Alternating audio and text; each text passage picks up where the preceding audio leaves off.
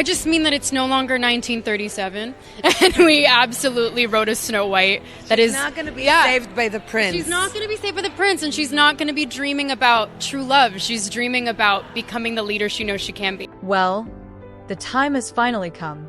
After nearly 2 years of delays, Disney's live-action Snow White remake has officially hit theaters. I managed to grab a seat at the very first screening at 10 a.m. so I could get this review out as soon as possible. Given how divisive this film has been online, I wanted to focus on the movie itself, its storytelling, structure, and execution, rather than personal opinions or biases. So let's get straight into it. From the start, one of the biggest concerns surrounding this movie was how much it would change from the original, especially after Rachel Zegler, who plays Snow White, openly discussed the story's major alterations. And of course, there were those now infamous leaked set photos revealing the 7 bandits instead of the traditional 7 dwarves. So, is this movie drastically different from the original? Yes and no, and that contradiction is exactly why it fails.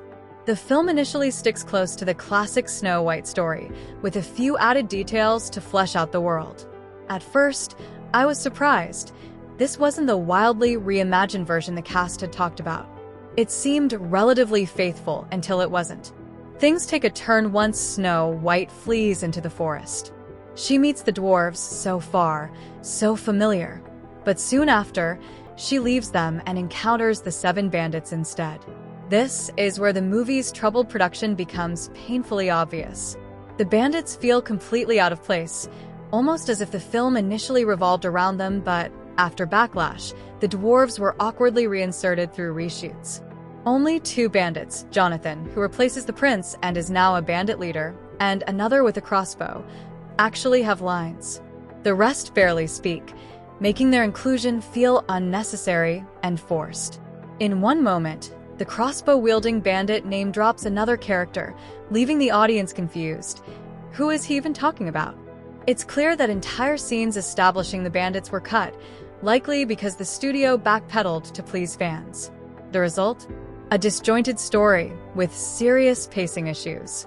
The film jumps between plot points without any emotional weight, making scenes feel like filler rather than natural progressions of the narrative. Eventually, Snow White returns to the dwarves, now with the bandits, only for the bandits to leave again in another pointless moment. The evil queen then disguises herself, gives Snow White the apple, and just like in the original, she falls into a deep sleep. Jonathan's true love's kiss revives her, but instead of ending on a satisfying note, the movie rushes toward a bizarre conclusion. Rather than any real climax, Snow White simply walks into the castle, tells the queen's guards and the townspeople that she's kind and the queen is evil, and they all just turn on the queen. That's it. No real struggle, no grand moment, just a rushed, anticlimactic resolution. If it was always this easy, why didn't she do it at the start? The film argues that she lacked confidence earlier, but her growth feels unearned. She doesn't go through any real character development. She just suddenly believes in herself after 80 minutes of wandering aimlessly. The original Snow White didn't have a deep character arc either, but it at least maintained suspense and emotional stakes. Here, the constant detours into pointless subplots, especially the bandits, prevent any real tension from building. The queen's threat feels weak, the stakes are never truly felt, and the story lacks a solid emotional core. Despite its flaws, I have to admit there were a handful of moments I enjoyed. Dopey had some surprisingly emotional scenes. While the live-action dwarves look bizarre and fall deep into the uncanny valley, his heartfelt moments worked. Grumpy's character arc also had a few nice moments. And no matter what you think about Rachel Zegler's off-screen comments, she can sing.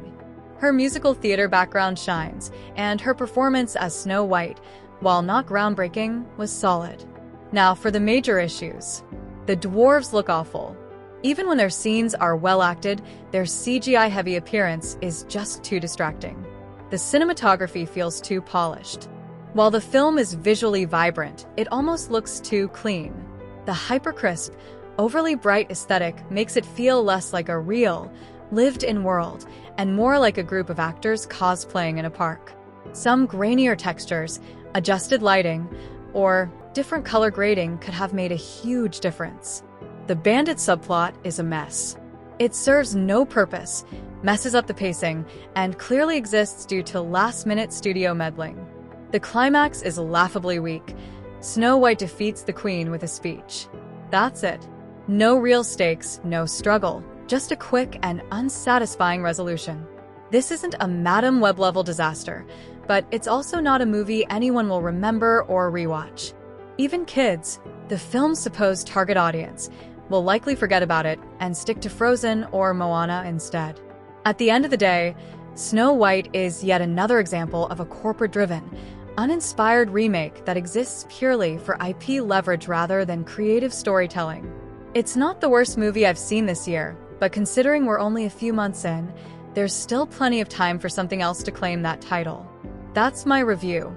Let me know your thoughts in the comments, and if you enjoyed the video, don't forget to like and subscribe. Until next time.